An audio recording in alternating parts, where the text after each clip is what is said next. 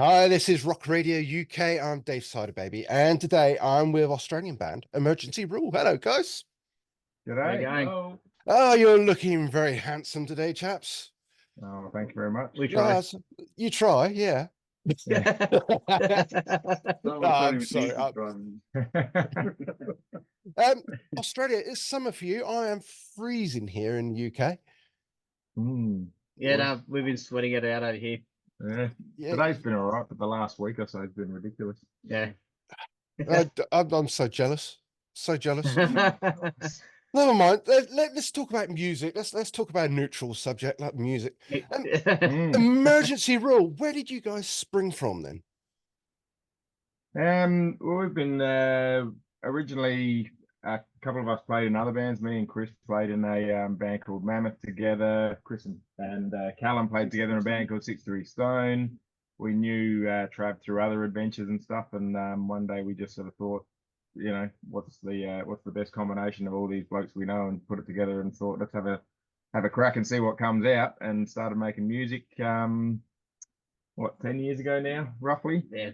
And have just been same lineup, cranking out the tunes since then. So everything seems to work quite nicely for us. We are slow movers, this being our debut album after 10 years. Yeah, I was It's a just slow about to burn say. band. Slow burn band. Yeah, I mean, 10 years to perfect a perfect album. I've got to say, I love it. King of Ithaca, is that right? Yep. Yep. Yeah. Yeah, due out on, looking at my notes, he says February the 9th.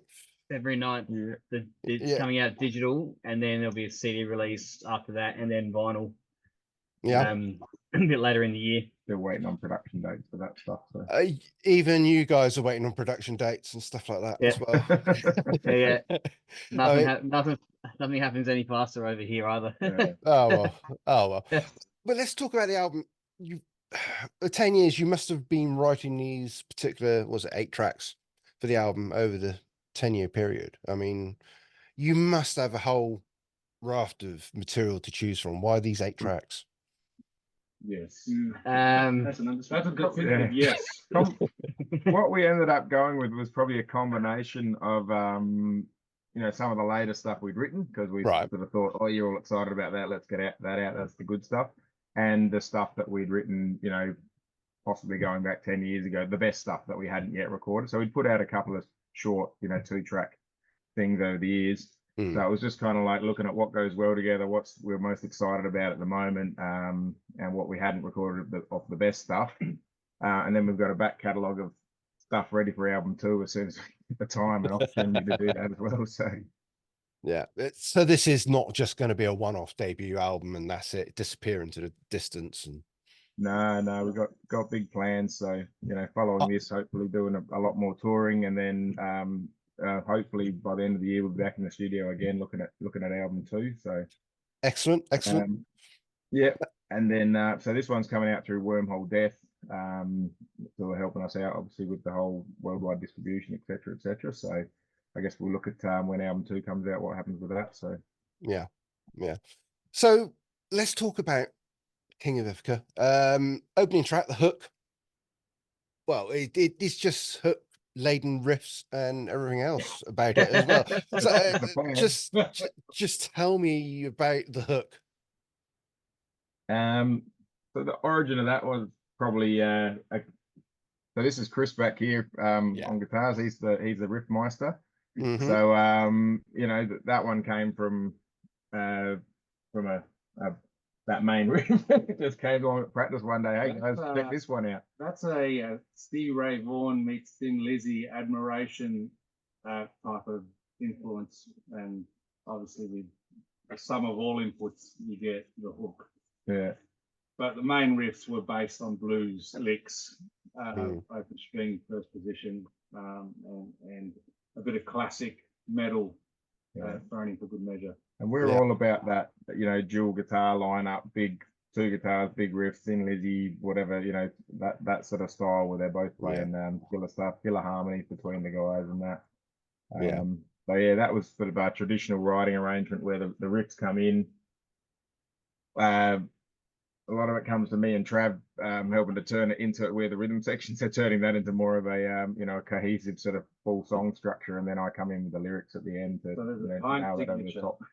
Yeah, we give it a time signature because Chris writes it in whatever it feels like, and then it turns into a song. And then we hone it down from about 11 minutes of a jam Yeah. into like 5, trim it up to about 5 to 5.5 minutes. we have a celebratory whiskey anytime we manage to write a song that's less than 4 minutes long. So there's only been a few of them. I did notice that actually. Yeah, I mean, your style very much Orange Goblin, Black Sabbath, Thin Lizzy. I did hear the twin guitars with that when listening to the album, and corrosion conformity down, that sort of stuff. So it hits a sweet spot for me because I have to do a breakfast show, and so I can't play anything too heavy, too riffy first thing in the morning because people just switch off. But this is my territory, so this really hit a spot for me. So something to say. Tell me about that, because that's one of my favorite tracks. I wouldn't say it's the favorite track, but it's one of my favorite tracks. Yeah, that's the newest one on the album that we'd written. Probably one of the first times we would have recorded something without having played it live yet. That's you know, most of these tracks we've honed and played live 1,000 times over the last however long since we've written them. Yeah.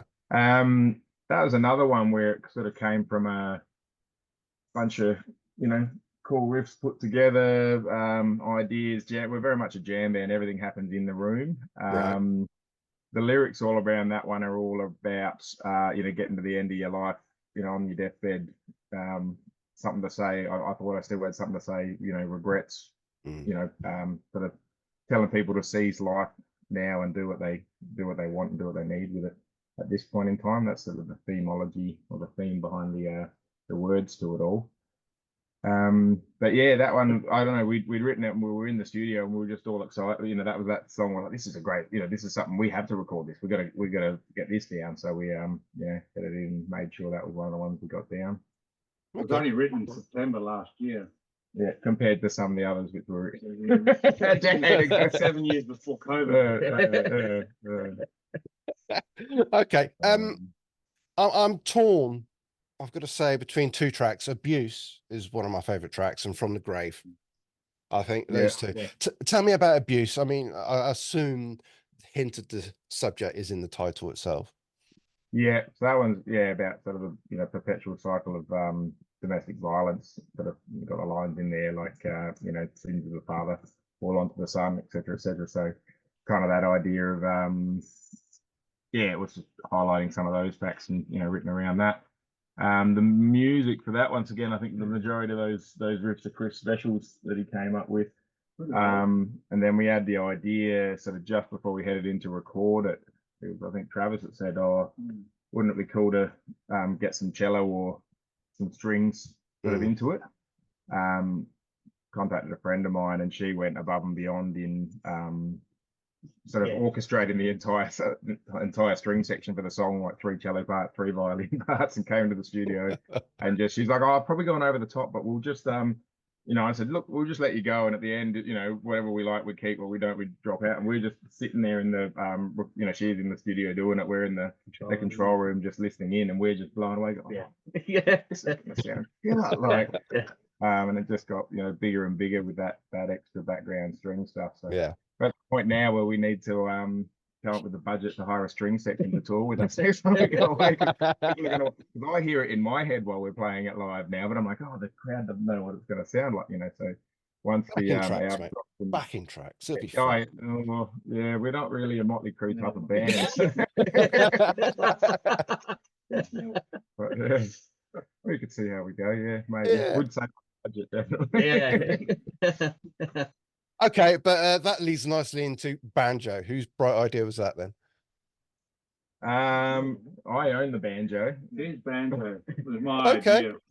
Yeah, Chris played it in the studio. So yeah, that was we weren't sure how it was going to sound, but as soon as we heard it, it was made for it. Like, It you know, worked there, yeah.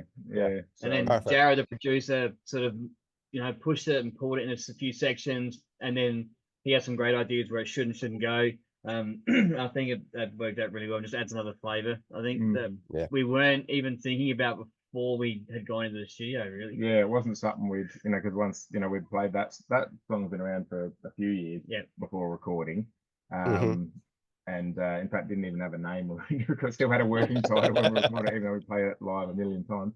And yeah, we sort of all knew what it sounded like, or we wanted it to sound like. And yeah, it was only in the studio. Oh, maybe put a little bit of this over the top. What would that be like?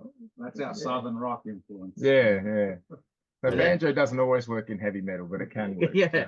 And that song's three sections. So it's quite epic. Fun to play, very fun to play live. That one. Yeah, we used to open sets with that all the time, actually. From the grave. Yeah. Okay.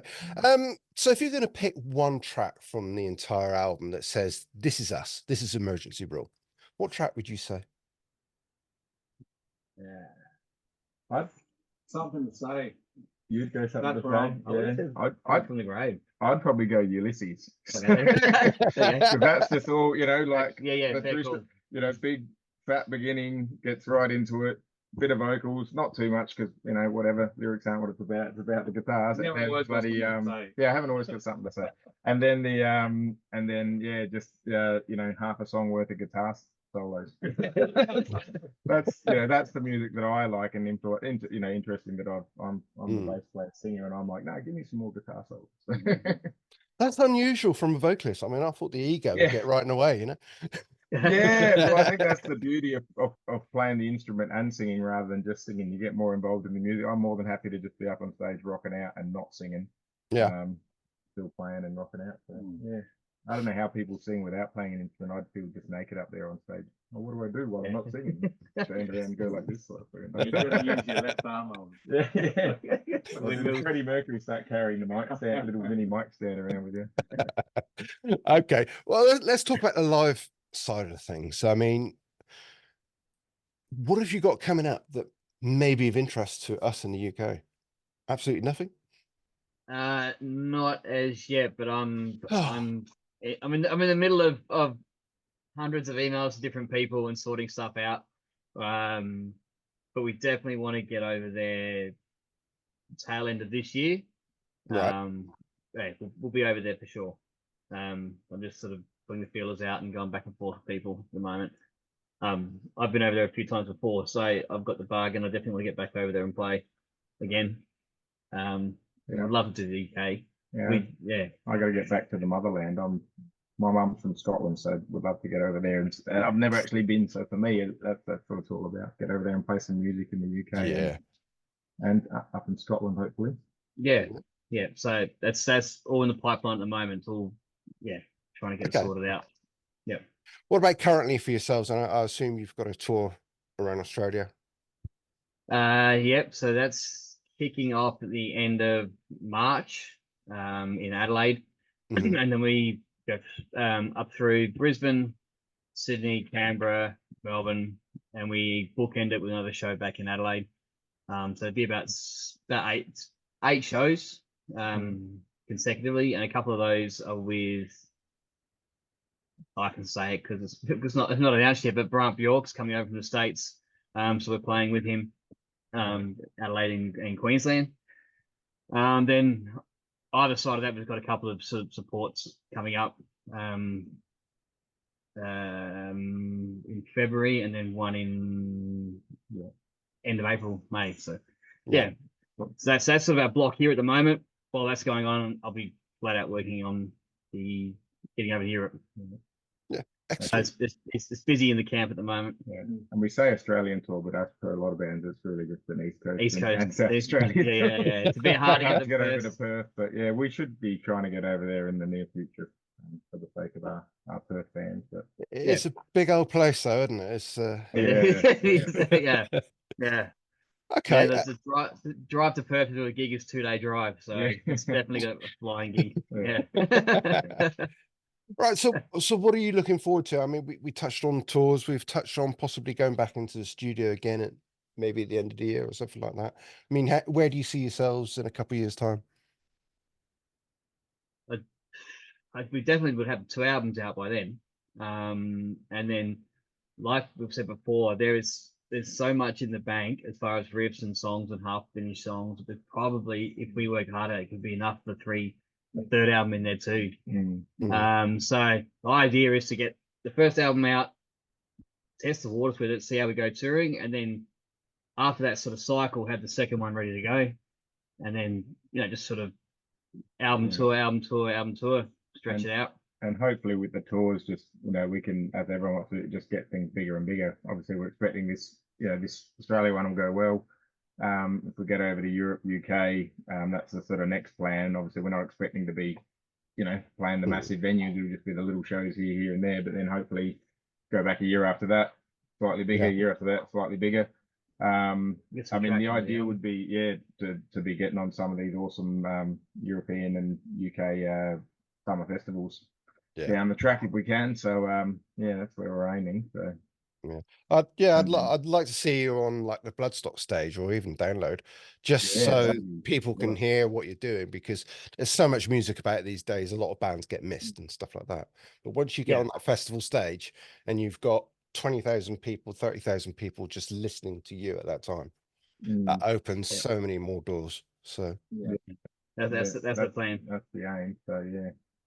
And then between that, I don't know. I'd love to get over to Japan and do some shows. I know there's a great scene there. The boys are keen to do that. We've got some good friends in New Zealand in some other bands too. So we've never actually been over there. So not that it's right next to Australia, but it's pretty closer than anything else. So it's easier to get to New Zealand than Perth. So we should be doing that. So that's so all of that stuff. That's what we're looking at, and just we just keep on pumping out the music, keep on playing the shows, and just build the fan base. I guess get more people listening to us, get to play in front of more people, because that's the ultimate. Really, what we love. You seem like a live orientated band rather than the album. We're not doing this just to put out albums. We're doing it to play live. We love playing live. Like I say, we jam. Always jam live. We always jam. We basically never get. I know a lot of other bands will get together with just 2 guys and do some writing or this and that. We're sort of like, no, the whole band gets in the room. I guess it's a bit old fashioned. We all get in the room. We still crank up 100-watt Marshalls and Soldanos and bloody EVHs and stuff in. This is the room we jam in, where we're sitting now. So still play it at live volume basically when we rehearse. And I think that's sort of, or hopefully that's what comes across live, that we're quite used to playing like that and playing things live and right in front of people. Like we say, no backing tracks, no bloody no fancy bits and pieces. just 4 blokes playing no auto tune, just 4 blokes playing music. So with the odd orchestra. With the occasional orchestra on board. There's a few overdubs in the studio, but that's we pretty much recorded that whole album. It was all live with recorded live in the studio, everyone playing at once, and then just some vocals overdubbed and touch-ups, leads, and obviously, like I say, banjos and orchestras added on after the fact. But the bulk of it definitely went down live. It all tracked live, so and that's, I think, you get a better feel. We've tried recording in sections with the drums to the click track and but it just doesn't. We find it doesn't sound the same. Doesn't have that feel as if we've all been cohesively playing together. So Well, okay. Well, we better wrap things up because time is of the essence, as they say. King of Ithaca is out on the 9th of February. It is a absolutely banging album. I love it.